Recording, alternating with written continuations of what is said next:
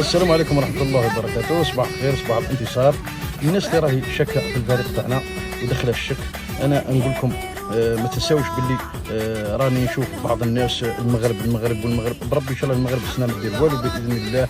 كاس العالم ما لاحظتوهاش المقابله تاعها الاخيره، انتم شفتوها مع البرازيل برك، ما تفرجتوش المقابله تاعها مع ليكيب اللي لعبت معاها، نسيت الاسم تاعها، الكلاسيه 40 عالميا، عانات معاها، سجلت في الدقائق الاخيره ما شفنا المغرب هذه المقابله.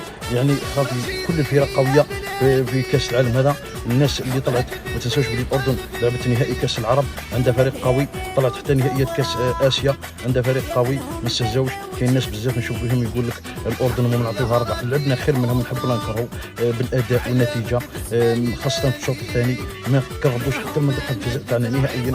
تعرف باللي الفريق تاعنا قوي، والحمد لله اليوم برهنوا وبربي ان شاء الله مازال الخير قدام، مازالت انتصارات يزيدوا. المقابله القادمه بربي ان شاء الله راح نربحها بالاداء والنتيجه وشويه الهضره تاعي باذن الله.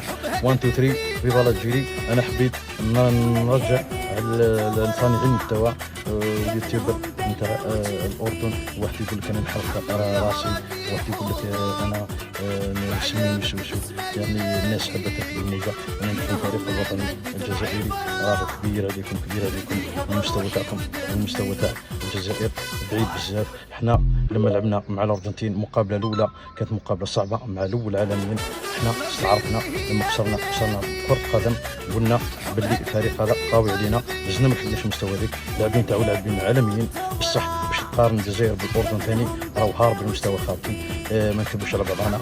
1 2 3 في الجزائري. وانا باذن الله غنتيقن باللي تكون فيها مفاجاه لكاس العالم هذا بربي ان شاء الله. والجزائر راح تقدم ادوار متقدمه بحول الله. احنا كل الثقه تاعنا ورانا ندير بكم كل الثقه في الفريق تاعنا، بالتوفيق في الفريق الوطني الجزائري والتوفيق لبلادنا. احنا عندنا الروح الوطنيه، نحبوا بلادنا مهما يكون بالربح ولا بالخساره، ربي يجيب الخير ان شاء الله. 1 2 3 فيفا الجيري. اذا الاردن بيخسر من الجزائر اليوم سموني سوسو، وانا متحدي وواثق من النشامه، وارجعوا لي.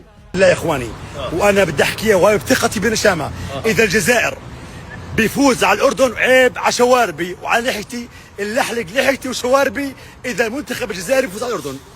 الكلمه اذا طلعت زي الطلقه يا سطام. وانا اقسم بالله الثقه عمياء، تحليق مباشر وحياه الله اللي احلق شواربي واحلق لحيتي اذا الجزائر بفوز على النشامه، لانه النشامه داخلين انتحاري. تحدي النشامه فايزين وما بتحلق وباذن الله ان شاء الله يا رب.